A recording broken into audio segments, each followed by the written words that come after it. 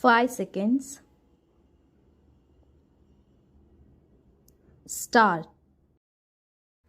Declarations of the testator made at or after making a will in respect to his children and in respect to his purpose and intention as to making a will and the disposition of his property may be considered as bearing on the testator's capacity and undue influence.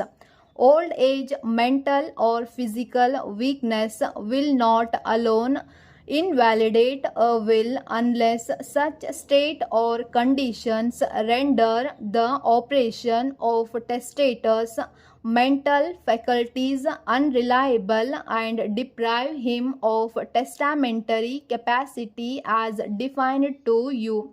But old age, mental or physical weakness, disease, or either, if existing at the time of making a will, may be considered in determining testamentary capacity and undue influence.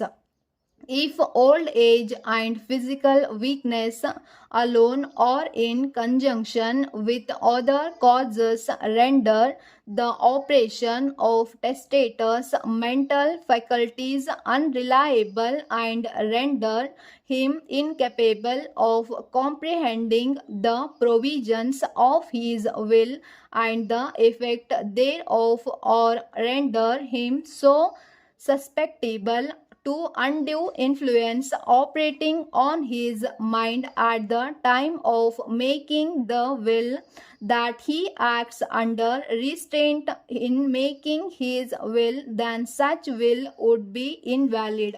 Much evidence has been submitted bearing upon the issue between the parties. The door to the history of the life and death of John Smith, deceased, has been left ajar. You have been given glimpses therein.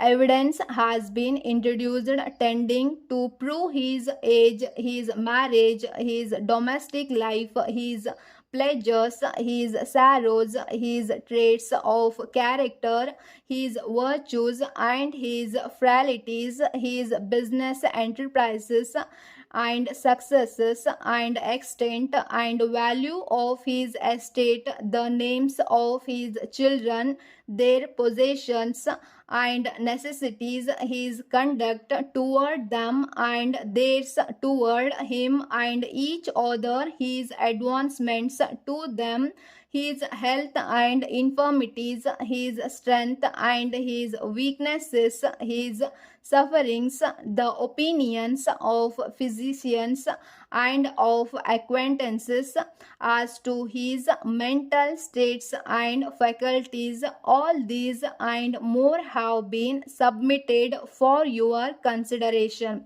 It is your duty to digest these matters of evidence.